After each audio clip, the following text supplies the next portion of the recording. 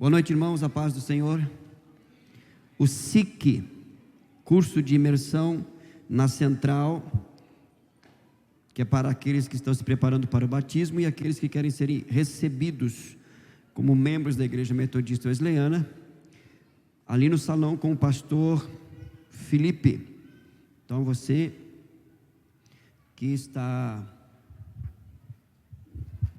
se preparando para o batismo, ou então você que quer se tornar membro, né, que já é batizado, mas vem de outra denominação ou coisa assim, se dirige ali ao salão para o SIC, que são informações importantes, né, da nossa visão, da maneira como nós trabalhamos, o que cremos e assim por diante. Muito bem, dando continuidade na nossa lição aqui, a lição de número 11, e agora a página 58, falando um pouco sobre oração. Antes de entrarmos no texto de Mateus 6, que a gente estava falando na última terça, eu vou ler um pouco o que diz aqui a lição, como parte de introdução para a nossa conversa hoje. Eu peço a sua atenção, você que tem a revista, página 58, oração. Nós lemos dois textos, né? Não vamos ler de novo, que é Colossenses 4:2, fala aqui, dediquem-se à oração. 1 Tessalonicenses 5:17, orem continuamente ou orem sem cessar. A oração é o principal meio pelo qual o cristão cultiva o seu relacionamento com Deus. É uma comunhão espiritual pela qual transmitimos nossas ações de graças, nossa adoração, nossas súplicas, nossas intercessões, nossas petições e nossas confissões de pecado a Deus. A oração é semelhante a uma conversa face a face com o Todo-Poderoso. Ela nos conecta a Ele, nos aproxima dEle, torna nosso relacionamento com o Pai mais íntimo e pessoal, e também nos auxilia a lidar com nossas ansiedades, angústias, e a viver uma vida na dependência dEle. Em síntese, a oração é o ato de falar com Deus e ouvir a sua voz. Certa vez, um dos discípulos disse a Jesus: Mestre, nos ensina a orar. Esse pedido está lá em Lucas capítulo 11, a partir do verso 1. Sem dúvidas, um dos mais belos pedidos que encontramos na Bíblia Sagrada. O segredo de uma vida cristã vitoriosa está no altar da oração. A autoridade espiritual é conquistada por meio da oração, conforme afirmou M. Bonds: muita oração, muito poder; pouca oração, pouco poder. Esta é uma verdade maravilhosa e real para as nossas vidas. Todavia, no século 21, com todo o ativismo religioso, muitos cristãos têm se perdido dentro da casa do Pai. E o interessante é que o diabo é especialista e técnico em deixar o cristão super atarefado.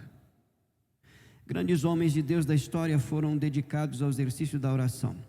Martinho Lutero muito sabiamente disse certa vez: tenho tanto que fazer que não consigo prosseguir sem gastar 3 horas diárias em oração.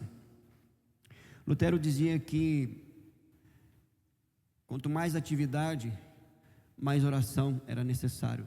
Ele geralmente orava 2 horas por dia, mas, por exemplo, quando ele tinha, hoje terça-feira, ele sabia que amanhã na quarta-feira teria mais atividade do que hoje, então na quarta-feira ele iria acrescentar 1 hora a mais de oração, porque por meio da oração ele conseguiria desenvolver melhor todas as suas tarefas. E ele não se referia somente às tarefas eclesiásticas, isto é, em relação à igreja, né? Todas as tarefas profissionais, tarefas de casa, enfim, todas as demandas da vida, né? Ele entendia que, e vivia essa realidade, tanto que ele passava assim, né? Ele falava essa verdade porque ele vivia isso. Então, quanto maior a necessidade de trabalho, quanto mais atividade, maior a necessidade de estar em oração, né? Ele entendia dessa forma e vivia isso. Lutero dizia que quando havia muitos compromissos, ele reservava no mínimo 3 horas de oração, pois muitas dessas tarefas eram resolvidas em oração. John Wesley afirmou: Deus não faz nada que não seja em resposta à oração. Ele tinha esse entendimento, ele tinha essa compreensão, ele vivia a partir desse princípio, e nutria essa convicção dedicando 2 horas diárias ao exercício sagrado. O traço mais marcante na vida de David Brenner era a oração. Seu diário está repleto de relatos de oração, jejum e meditação. Billy Graham, ao ser questionado quanto tempo passava em oração, respondeu que não orava mais do que 10 minutos, para o grande espanto de seus ouvintes. Porém, Billy Graham acrescentou: também não fico mais do que 10 minutos sem orar. Ou seja, o segredo da vida vitoriosa na oração está na atitude contínua, orar sem cessar. Quanto mais tempo gastamos, na verdade não é gastar, mas investir. Se existe um exercício ao qual nós não perdemos tempo, é o exercício da oração. Então, quanto mais tempo nós investirmos na presença de Deus em oração, mais somos movidos pelo seu Espírito Santo, e a cada dia nossas orações ficam mais alinhadas ao coração do Pai, colocando o nosso coração mais alinhado à sua vontade. Se existe um tempo, irmãos, e uma geração que precisa se deixar ser despertada para a oração, não tenha dúvidas que é a nossa geração e é esse tempo. A sensibilidade espiritual, a leitura correta dos fatos que estão diante de nós, o tempo e a hora que é chegada, esse tempo de despedida da igreja da face da terra, ele nos chama para um momento mais íntimo com Deus. E nós não vamos subsistir apenas com teologia, apenas memorizando textos. Tudo isso tem o seu valor, a sua importância, mas nada se compara ao relacionamento pessoal com Deus.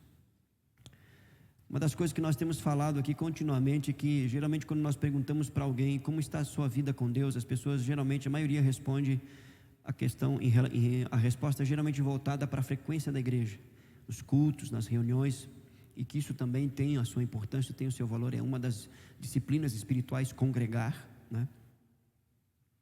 e não é somente um erro não congregar, é muito mais do que isso. Mas quando falamos de vida com Deus, nós falamos justamente desse relacionamento pessoal com Deus por meio da oração. Se retirar para estar a sós com Deus, se retirar para falar com Deus, se retirar para estar em silêncio diante de Deus, se retirar para ouvir a voz de Deus. Uma das coisas que tem me inquietado muito, irmãos, é justamente a nossa distração, porque são tantas vozes, sabe? São tantas profecias, são tantas revelações, são tantos sonhos, e nós precisamos muito do discernimento do Espírito, a nossa geração é uma geração apocalíptica, não só no seu tempo, mas também na sua mente, nos seus afazeres, tudo voltado para o fim do mundo, e há aí as suas verdades, mas há também os seus exageros, e quanto mais nós estamos inseridos nessa realidade aí, nós precisamos de intimidade com Deus.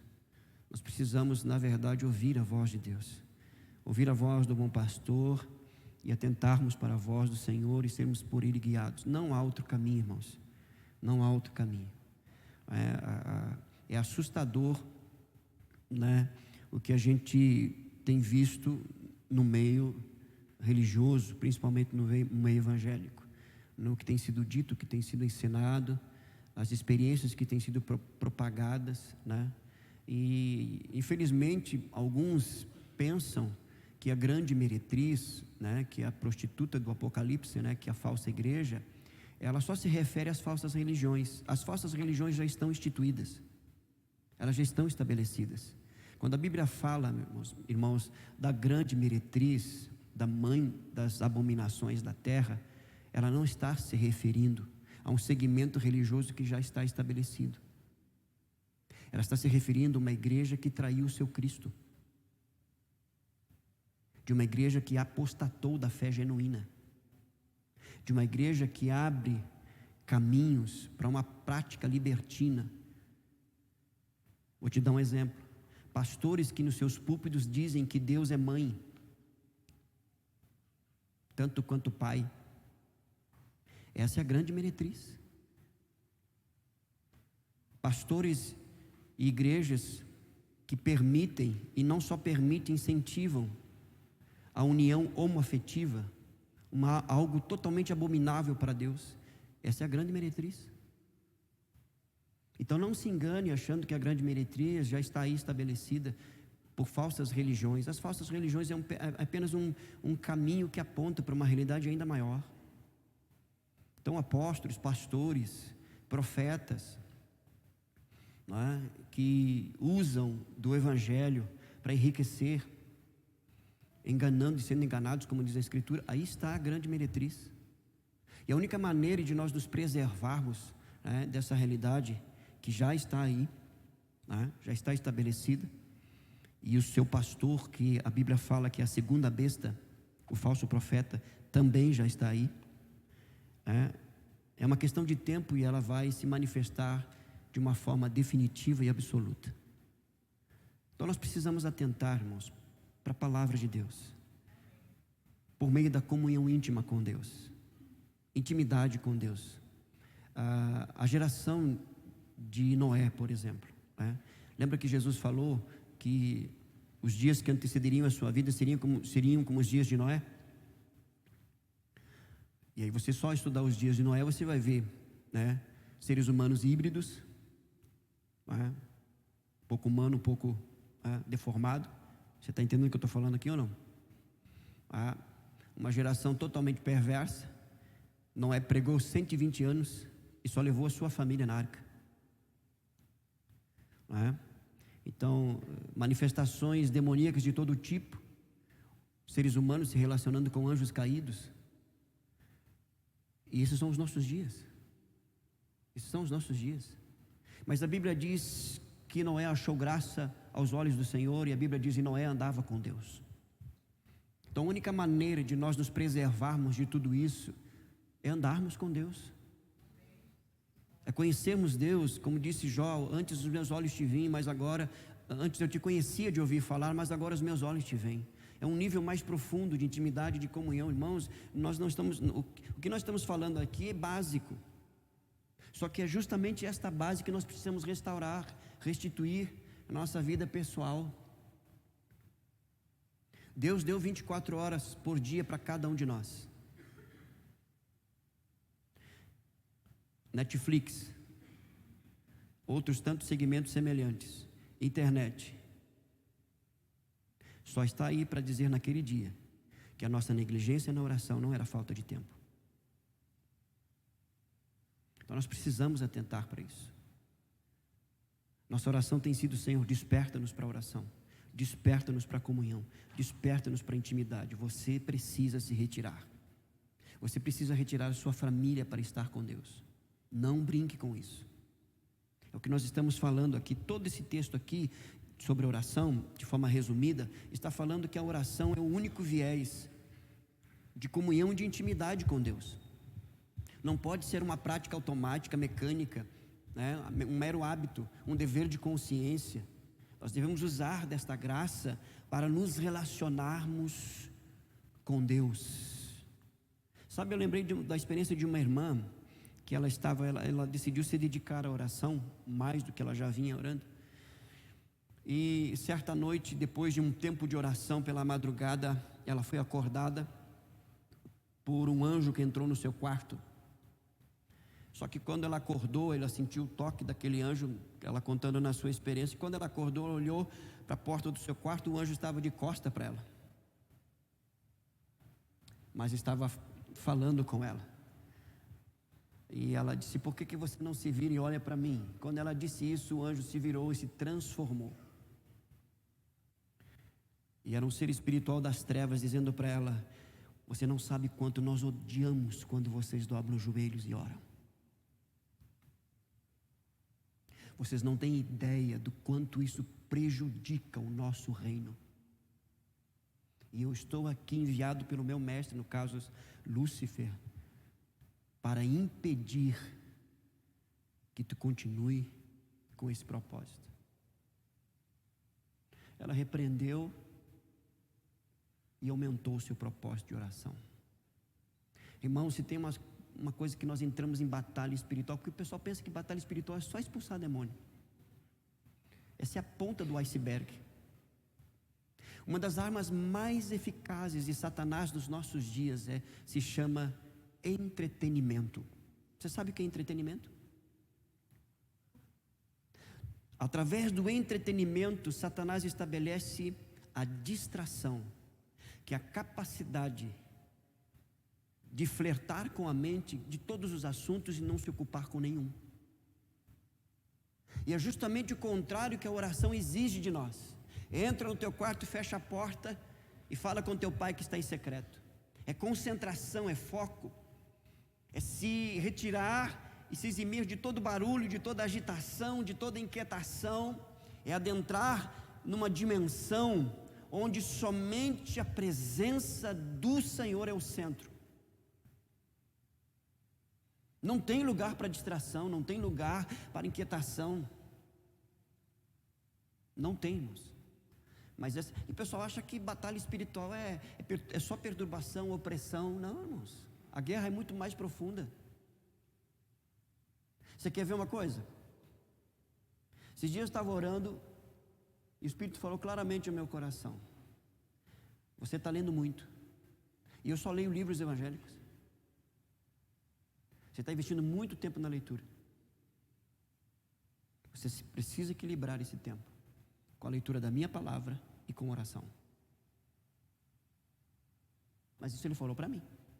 Não estou dizendo que seja regra para você, só estou dizendo que, ao me dizer isso, o Espírito de Deus nos alerta acerca das distrações, do entretenimento. Não há pecado nenhum, irmãos. Mas quando o entretenimento se torna pecado,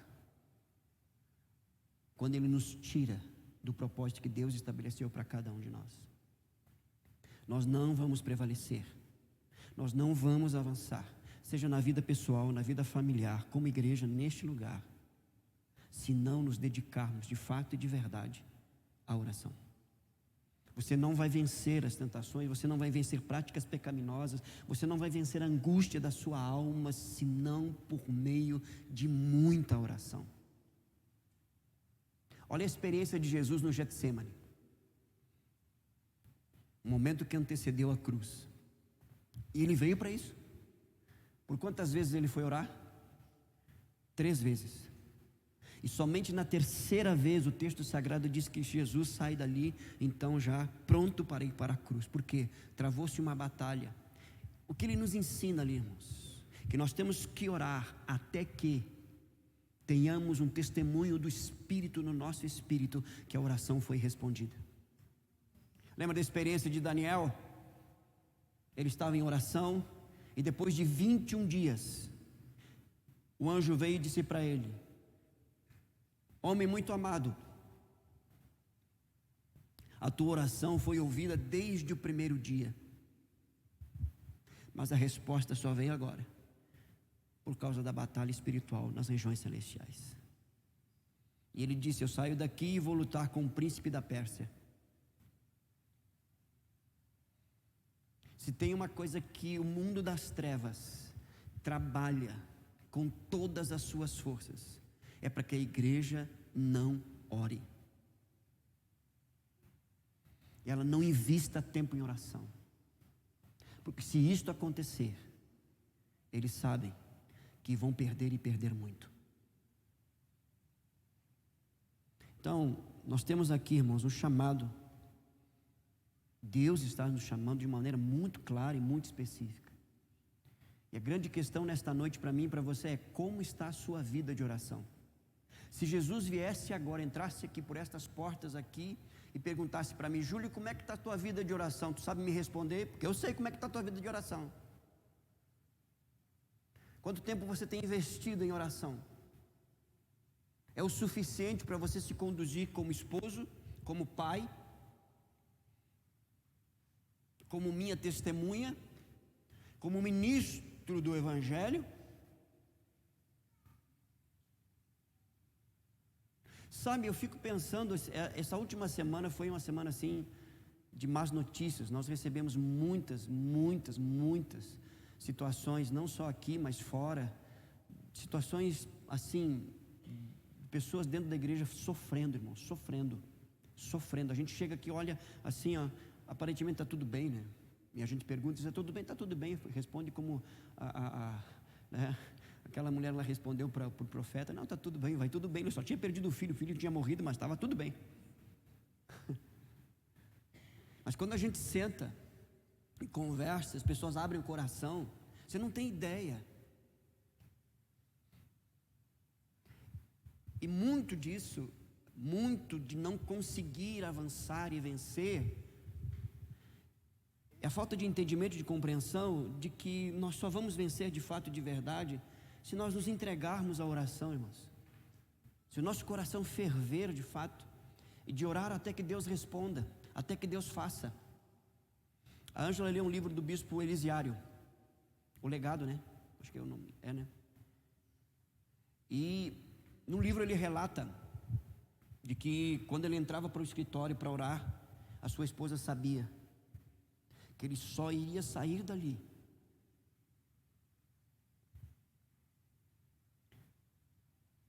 com uma resposta.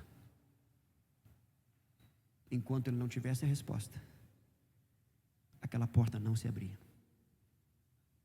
Nós precisamos resgatar isso, irmãos. Não por força, nem por violência, mas pelo Espírito de Deus. Pensar, entender e compreender que nós temos o maior privilégio que um ser criado pode ter: ser íntimo de Deus. A qualquer hora, a qualquer momento, em qualquer lugar, se dirigir ao Criador no universo e dizer Pai, e Ele vai nos ouvir. Nem o anjo, nem o querubim, nem o serafim tem esse privilégio, irmãos. Chegar diante de Deus e dizer Pai. Foi dado a nós. Foi dado a mim e a você. Você quer vencer? Você quer triunfar? Você quer avançar? Você quer crescer? Invista tempo de oração. Se Deus te chamar pela madrugada, se levante e vá orar. Se Deus no seu trabalho te inquietar por orar por alguém, alguma situação, pare o que você está fazendo. E se não der para parar, ore assim mesmo. Você sabia que Deus pode mudar o seu ambiente de trabalho através da sua oração? Alguns sabem. Deus te colocou ali para salvar vidas, transformar famílias. Nós temos tantas coisas para orarmos. Esses dias uma irmã mandou uma mensagem: pastor, assim, ó, me tira uma dúvida. Olha só a dúvida dessa irmã. E aquilo impactou meu coração. Ela disse: pastor, eu estava vendo que eu tenho tantas coisas para orar. Eu oro pela minha família, eu oro pelos meus demais familiares, eu oro pelos meus amigos. Mas assim, pastor, quando eu sentei para muita gente, muita situação, igreja, enfim, tudo, e o que eu pensei? Eu não posso viver 24 horas por dia no quarto de oração. Até porque não é essa a orientação bíblica, né? Mas como é que eu faço? Aí eu pensei assim: pastor, veja se eu estou certa. Eu vou fazer um programa de oração, segunda, terça, quarta, quinta, sexta e sábado e domingo. E eu vou estabelecer propósito de oração nesses dias. E vou investir tempo. Eu não vou ficar preso a esse propósito, mas a partir desse propósito eu vou desenvolver, né, uma caminhada de oração, de intercessão, de clamor. Ela disse assim: pastor, o senhor acha que isso está certo? Eu disse: irmã, não só está certo, como é um direcionamento do Espírito de Deus. Aí eu contei para ela a minha experiência no programa de oração. É muita coisa para orar, irmãos. Nós precisamos cobrir o ministério infantil de oração.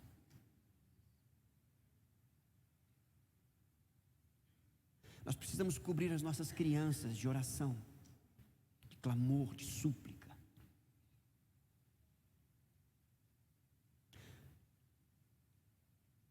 Nós precisamos cobrir os nossos pré-adolescentes de oração, os professores deles aqui, que trabalham, que ministram, que neste momento estão ministrando a eles.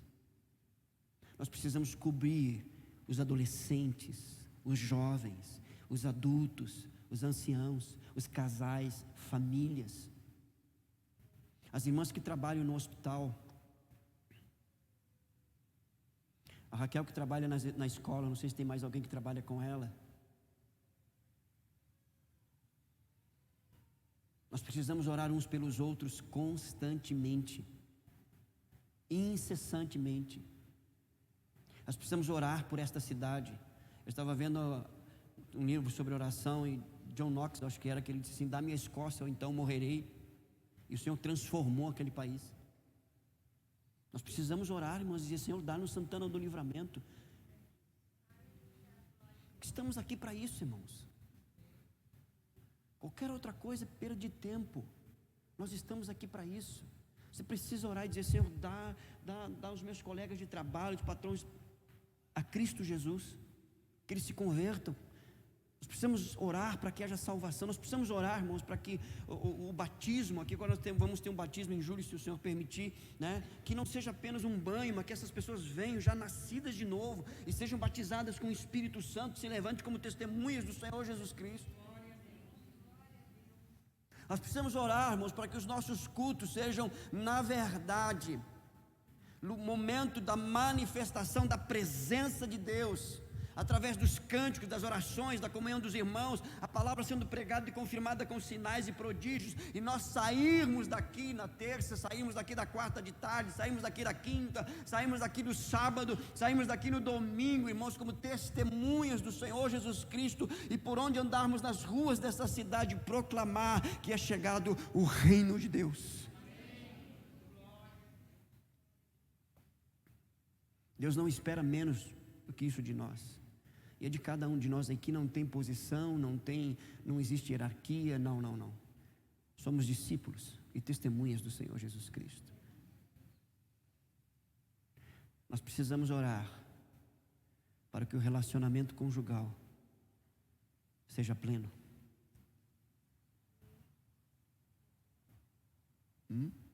Para que o coração da esposa se converta ao coração do esposo, e o coração do esposo à esposa. Esse silêncio já diz tudo. Nós precisamos orar para que os nossos filhos tenham experiência de regeneração e de batismo com o Espírito Santo e não se percam. Que o nosso ambiente familiar, a vida comum do lar, seja um lugar da manifestação da glória de Deus. Olha só o que diz o texto em 1 Pedro, eu vou ler para você. Está totalmente ligado à oração como nós estamos falando, irmãos. Olha, vá comigo para 1 Pedro, olha só. 1 Pedro, capítulo 3. Acompanhe a leitura a partir do verso 1. Aqui não vai ficar ninguém de fora. Amém? Você está comigo aí? 1 Pedro diz assim, capítulo 3, verso 1. Semelhantemente vós, mulheres, sede submissas a vosso marido, para que também, se algum deles não obedecem à palavra pelo procedimento de suas mulheres, sejam ganhos sem palavra, observando a vossa conduta honesta e respeitosa. A beleza das esposas não seja um enfeite exterior, como o frisado de cabelos ou o uso de joias de ouro ou o luxo dos vestidos, mas a beleza interior, no incorruptível traje de um espírito manso e tranquilo, que é precioso diante de Deus. Pois assim se adornavam antigamente também as santas mulheres que esperavam em Deus, estavam submissas a seus maridos, como Sara obedecia a Abraão, chamando-lhe Senhor. Sois filhas dela, se fazeis o bem e não temeis nenhum espanto. Igualmente, olha só, esse igualmente está falando que os mesmos princípios para a esposa é para o esposo também. Então esse igualmente está ligando o que ele vai falar ao que ele já vem falando, amém, irmãos? Amém, irmãos? É a mesma coisa. Aí vai dizer assim, ó, igualmente vós, maridos.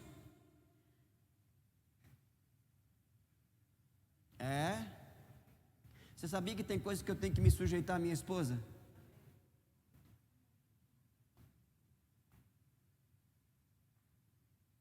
Tem marido que não pensa que não. Que sujeição, submissão é uma das disciplinas espirituais. É seguir a orientação, a direção. A esposa geralmente é dona de casa, ela não é dona da casa. Porque às vezes a Ângela diz assim, não, eu sou dona da casa. Não, tu não é dona da casa, tu é dona de casa. Dono da casa sou eu, filha. E não tem teus papéis aqui. Tu é dona de casa. E como dona de casa, eu tenho que seguir as orientações, me submeter a algumas coisas que às vezes eu não quero. Não gosto. Entendeu? Sabe que às vezes você chega da rua e tem que entrar flutuando, né, levitando, tão espiritual para não sujar o que foi limpo? Às vezes, isso acontece só lá em casa, né? Na sua casa não tem isso, né, irmão? Aí diz o texto sagrado assim: igualmente vós maridos, vivei com elas com entendimento, compreensão. Que entendimento Pedro está falando aqui, irmãos? Dando honra à mulher. O que é a honra? O valor que é devido. Ela foi trazida por Deus. Foi Deus que te deu.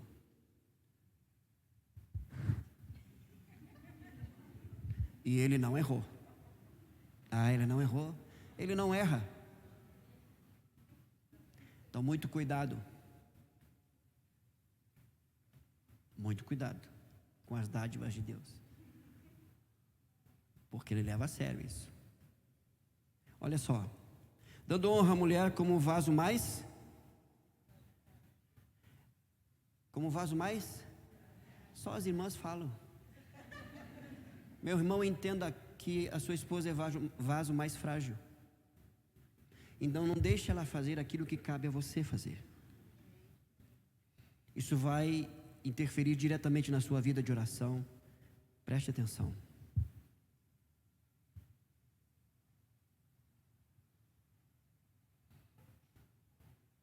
Preste atenção.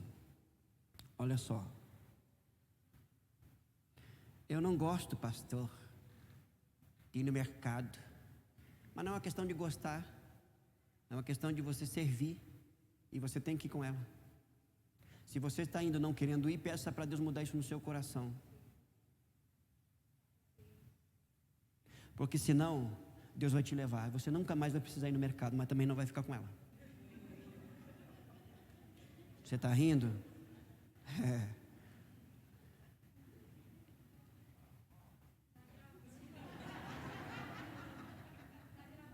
Entendeu?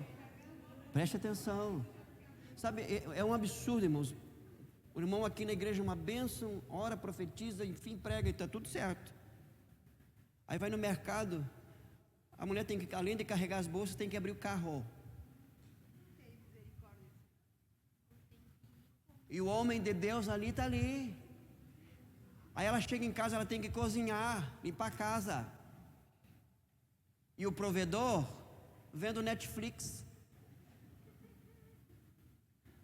Cuidado que Deus dá outro para ela, hein? Ele te tira. Você não valoriza, não dá honra. Você acha que isso não interfere na sua oração? Nós vamos chegar lá, olha só. Olha o que diz o texto aqui. Vós maridos, até o microfone está falhando aqui, né?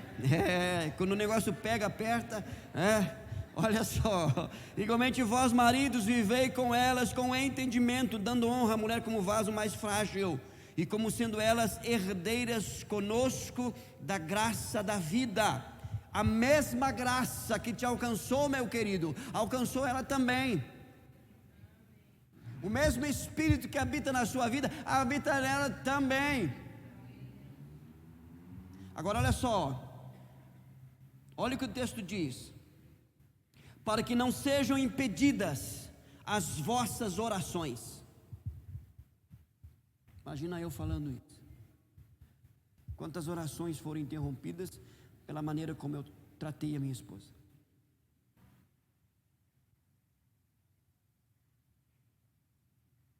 Sabe por quê? Porque antes dela ser minha esposa, ela é filha de Deus. Ela pertence a Deus, ela não pertence a mim. Ele me emprestou por um tempo, embora eu estou conversando com ele para a eternidade, né? Dá aquele jeitinho lá para nós continuar. Ela não quer, mas eu quero.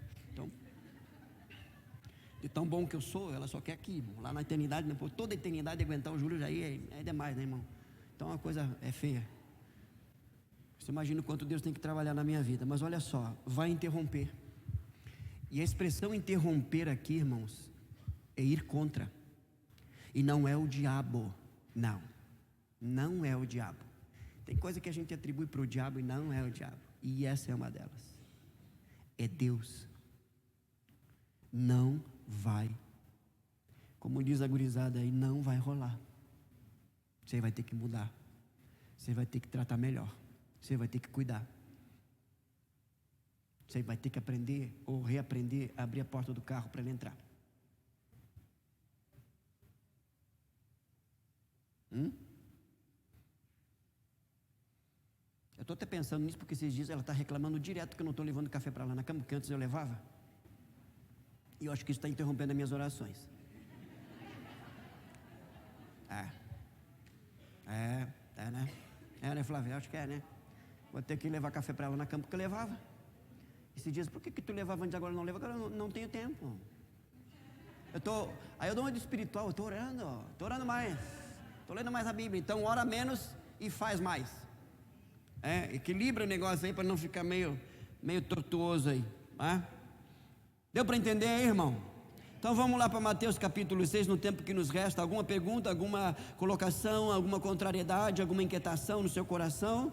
Não, está tudo certo, irmão, está tudo correto aí. Coceirinha no ouvido, né? Isso não coça o ouvido, né, irmãos? Mas fazer o que, né? Mateus capítulo 6, é o 6, né? Muito bem, falamos um pouco sobre essa questão. Percebam aí a diferença que Jesus faz quando ele fala que nós não temos que ser como os hipócritas, está se referindo aos religiosos, tá? E logo em seguida, no verso 7, e orando não useis de vãs repetições como os gentios, tá? Que pensam que por muito falar serão ouvidos. Os gentios aqui, na verdade, são os pagãos, aqueles que contuam os demônios, tá? Porque lá eles também oram, tem a maneira de orar. E Jesus está dizendo assim, não useis de vãs repetições. Nós falamos muito sobre essa questão de vãs repetições. Ficou claro aqui, irmão? Ficou entendido aqui a questão de vãs repetições? Aqui é uma oração destituída de entendimento, de compreensão. Hoje me veio o texto em que Jesus fala: este povo me louva, me honra com seus lábios, mas o seu coração está longe de mim. Então é também a ideia de vã repetição aí, né? Um culto vã, uma oração vã. Muito bem. Aí ele vai dizer assim, ó. Não faça como eles, pois vosso Pai sabe do que necessitais antes de o pedirdes. Então nós não temos que imitar nem os religiosos, nem os pagãos. Nós temos que imitar quem? Cristo. Cristo é a nossa referência de vida de oração, ok? E o ensino de Cristo, o ensino bíblico, é a nossa referência, é o nosso ponto de partida. Então nós temos que nos parecer com Ele no que diz respeito a essa verdade e seguir. Aí ele vai dizer assim, ó, por isso, por esta razão, vós orareis assim. Quando ele fala vós orareis assim, ele está estabelecendo aqui, irmãos, um padrão. Não é uma oração que deve ser somente repetida, mas ele traz princípios aqui, princípios para a oração bíblica, para a oração, né, que Deus na verdade é o centro e Deus responde. E eu vou ler aqui e depois a gente vai trabalhando os princípios aí dentro do possível, do tempo que nos é dado. Ele diz assim: Pai nosso que estás nos céus, santificado seja o teu nome, venha o teu reino, seja feita a tua vontade, assim na terra como no céu. O pão nosso de cada dia dá-nos hoje, doa-nos as nossas dívidas, assim como nós perdoamos nossos devedores. Não nos deixes cair em tentação, mas livra-nos do mal, porque teu é o reino, o poder e a glória para sempre. Amém. Perceba aqui que os 3 primeiros pedidos e a última parte do Pai Nosso é dirigida para Deus. Só no meio ali que são petições pessoais para nós. Então, primeira coisa que Jesus ensina aqui, que a oração bíblica, o centro da oração é Deus. Não somos nós, muito menos as nossas necessidades. Então eu não vou para a oração movido somente pelas minhas necessidades. Eu levo as minhas necessidades diante de Deus, sim. Devo fazê-lo? Sim. Mas qual a razão e por que eu devo orar? Por causa de Deus. Ele é o centro, Ele é a razão, Ele é o motivo, Ele é o fator que me atrai para a oração. A oração é apenas um meio, o fim maior é Deus. Agora percebam aqui, deu para entender isso aqui? Então a oração aqui bíblica, o centro é Deus, a razão, o motivo é Deus. O que me leva a orar é a pessoa de Deus, não são as minhas necessidades, as minhas dificuldades. Tudo isso tem o seu lugar, e a gente vê aqui na oração do Pai Nosso, mas o ponto de partida, né, e de realização na oração é Deus, é Deus. Então já entendemos aqui, irmãos, que a oração é o meio pelo qual nós devemos desfrutar de Deus. Tem muita gente que ora muito, mas desfruta pouco de Deus. Por que ora muito e desfruta pouco de Deus? Porque não comunga com Deus, simplesmente fala para Deus das suas necessidades, das suas petições, e isso tem o seu valor, e é verdade, mas não é só isso. Então entenda o seguinte: quando eu vou para a oração movido somente pelas minhas necessidades e apresento somente as minhas necessidades, eu não comunguei com Deus, eu só levei para Ele as minhas necessidades, só isso. Mas ficou 2 horas orando, você comungou com Ele? Você desfrutou dEle? Você se deleitou nele? Você louvou, adorou, exaltou, agradeceu? Você percebeu Ele, sentiu Ele? Se isso não aconteceu, a oração aí, ela está deficitária, ela é nociva. Não é o que a Bíblia diz. Porque os pagãos, eles vão para suas divindades com esse propósito. Eu preciso resolver o meu casamento, preciso, né, de uma cura, eu preciso de uma porta de emprego, né? E eles vão para suas divindades só para isso. Eles não querem ficar com a divindade lá, não querem, não. Eles vão falar: o que você precisa aí? Desenhar para você aqui. Eu preciso disso e disso, então eu vou trazer, está aqui, agora te dei, agora você me dá. Beleza, é isso aí, acabou. E muitas vezes nós achamos que isso funciona com Deus, e que isto é oração. Não, irmãos, isso é paganismo. Oração é eu ir para Deus por causa dEle, por Ele, me deleitar nele, e em um momento desse deleite, de alegria, eu vou apresentar a Ele as minhas necessidades, que não é informar a Deus, é seguir um princípio que Ele estabeleceu. Não andeis ansiosos por coisa alguma, antes, em tudo sejam conhecidas diante de Deus as vossas petições. Então é uma orientação bíblica apresentar as petições, mas não é só isso. Quem está entendendo? Aí o texto sagrado diz assim, o ponto de partida é que, se é Deus o centro, esse Deus que é o centro, esse Deus que é Pai de Cristo, esse Deus que é o Criador de todas as coisas, Ele é o nosso Pai. Ele é o Criador, é o Senhor, é o soberano, mas Ele é o teu Pai. Ele não é o teu Pai terreno. Por mais maravilhoso que Ele tenha sido, graças a Deus, ou terrível que tenha sido, né? Misericórdia, Ele não é o teu Pai terreno. Ele é o Pai perfeito, Ele é o Pai pleno, Ele é o Pai único e verdadeiro, não só por direito, mas por poder e determinação. Nós acabamos de ouvir aqui, nós temos origem nele.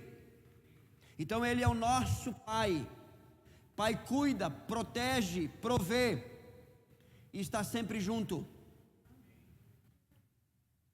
Então vá para a oração com esse entendimento, com essa compreensão, e se derrame diante dele. Ele é o teu Pai, Ele não é um estranho,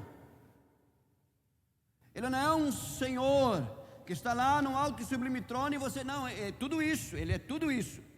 Deve haver reverência, deve haver temor, mas esse nível de intimidade, ele é muito radical. E é isso que Jesus está falando aqui, Pai Nosso. E quando ele fala de Pai Nosso, é porque Ele não somente Ele é o nosso Pai, mas nós fazemos parte de uma família. Então, lembra do texto de 1 Pedro que eu li aqui? Vale a mesma coisa da maneira como eu trato os meus irmãos, as minhas irmãs. Isso vai interferir diretamente na minha vida de oração.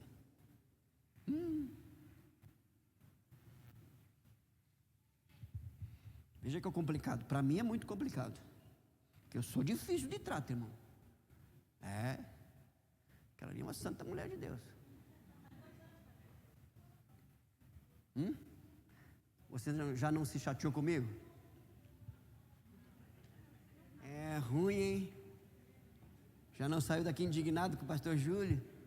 Irmã Ângela, o pastor Júlio falou daquele jeito, mas o pastor Júlio nem me olhou. Ah, minha irmã, minha filha Ângela toda. Aí você vem falar para mim, sim, não te olhei, não te falei, não. Normal. Não é normal. Então ora por mim. Pai nosso, nós somos uma família. Somos uma família. E nossa maneira como nós nos tratamos interfere diretamente nas nossas orações. Olha só, Pai nosso que está nos céus, Ele está no céu, Ele está sobre tudo, sobre todos. Aí Ele vai dizer assim, ó, a primeira coisa, o primeiro pedido aqui, santificado seja o teu nome. Como nós vamos santificar um Deus que é santo? Então Ele não está falando de santificar a Deus, de tornar Deus mais santo. Santificado seja o teu nome, por quê? O nome do Senhor está sobre nós. Nós somos o povo que se chama pelo nome do Senhor. Nós somos o único povo na face da terra que representamos Deus aqui. Não é homem lá de Roma, não. Somos nós, igreja. Você representa Deus aqui. Onde você vai, você está levando o nome de Deus. Santificar o nome de Deus é associar a minha vida de oração a um comportamento, uma postura que diz que Ele é santo através da minha vida de santidade.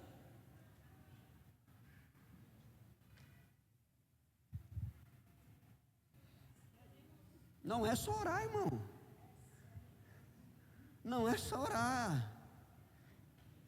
Sede santos porque eu sou santo, disse o Senhor. Não é uma opção. Eu tenho que honrar o nome de Deus na minha postura, no meu comportamento. Olha o desafio. É possível? Porque nós somos nova criatura, o Espírito de Deus habita em nós. É um processo de que Deus está trabalhando em nossas vidas, mas eu tenho que atentar para isso. Santificado seja o teu nome, que o teu nome seja honrado, engrandecido, exaltado na minha vida e através da minha vida. Que as pessoas olhem para mim e vejam que tu és santo, que tu é único. Até mesmo quando eu erro, porque quando eu erro, eu vou me retratar, vou pedir perdão e vou continuar caminhando. Você entende isso ou não? Veja como é que a questão é mais profunda. Santificado seja o teu nome. Outra coisa, venha o teu reino. O que é o reino de Deus? É o domínio, irmãos, é o governo. Mas para que eu peça isso, eu tenho que estar debaixo do domínio do governo de Deus. Eu tenho Jesus não só como meu Salvador, porque antes de ser meu Salvador, escute, Jesus não pode ser meu Salvador se não for antes o meu Senhor, porque salvação implica diretamente em senhorio. Se Ele não for o meu Senhor, muito menos será o meu Salvador. Não há como Jesus ser meu Salvador se Ele não for o meu Senhor. É uma questão de governo, salvação é uma questão de governo. Então venha o teu reino, o teu domínio, e eu devo estar debaixo do domínio. Agora, quando eu digo venha o teu reino, eu estou dizendo assim, o que é o reino de Deus?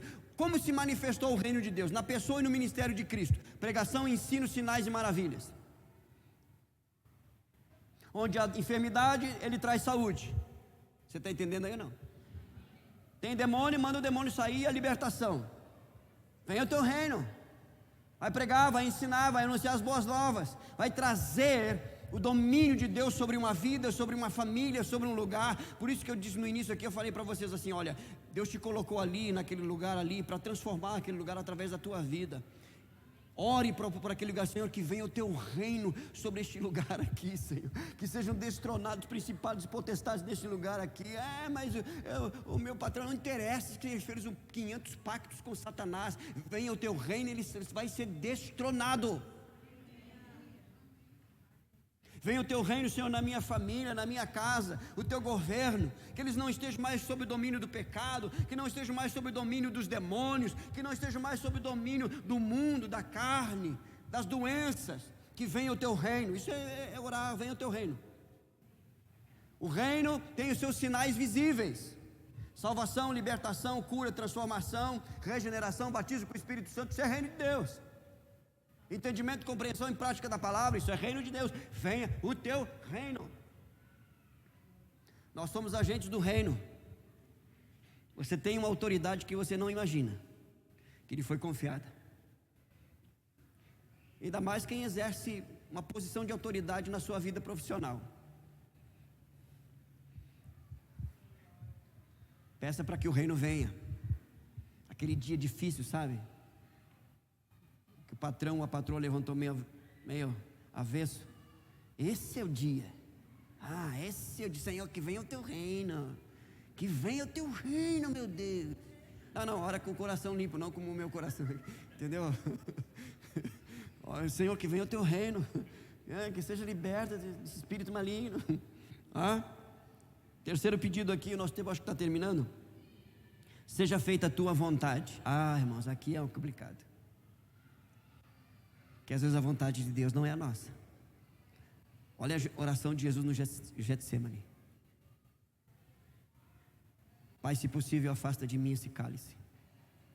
Se tiver algum, porém seja feita a tua vontade, não? Irmãos, essa oração ela é muito profunda.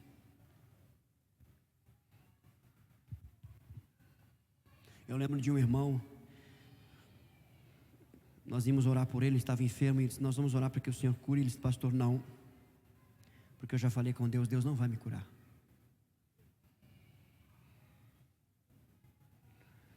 Deus falou,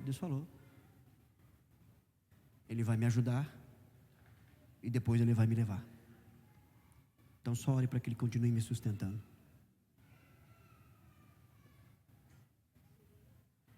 Seja feita a tua vontade, assim na terra como no céu. Seja feita a tua vontade. A oração, irmãos, seja feita a tua vontade. E às vezes a nossa vontade, irmãos, não é a vontade de Deus. Ele tem uma vontade. Cuidado com esse ensino, com essa instrução antibíblica de determinar para Deus, de insistir e achar que a sua existência vai mudar o plano de Deus. Não funciona assim com Deus, irmãos. Funciona com qualquer outra entidade, menos com Deus. Deus tem uma vontade, e na sua vontade Ele é soberano. Então, um dos maiores desafios da nossa fé, por meio da oração, é lidar com a soberania divina. Agora, não há coisa mais maravilhosa e sublime de nós nos submetermos à vontade de Deus, porque Ele não erra. E a eternidade vai nos mostrar. E quantas vezes, quando Ele disse para mim e para você, não vou fazer, não vou te dar, não vou mudar, não vou trazer de volta. E a eternidade vai dizer o quanto Ele estava certo. Quantos livramentos Ele nos deu através de orações que Ele respondeu de forma diferente que nós planejávamos e que nós queríamos. Porque Ele é bom, plenamente, perfeitamente bom. E o nosso tempo terminou. Vamos passar aqui para o pessoal da liderança da superintendência, que as crianças têm aí uma homenagem às mães. E até a próxima terça, nesse mesmo canal, nesse mesmo horário, se o Senhor nos permitir, tá bom? Nós vamos terminar de falar de oração e vamos começar a falar sobre jejum. Você está cansado já de ouvir sobre oração. Está aqui o microfone, pode pegar. Já estou passando já. Então perceba que esses três, até que chegue aqui, os três pedidos aí, primeiros estão voltados para Deus, tá? O nome de Deus, o reino de Deus e a vontade de Deus. Irmãos, nós temos que trabalhar isso na nossa mente, no nosso coração, em oração. Senhor, me ajuda, me ensina, Senhor, me fortalece, para que o teu nome seja santificado, para que o teu reino venha, Senhor, e para que, na verdade, a tua vontade seja feita e não a minha.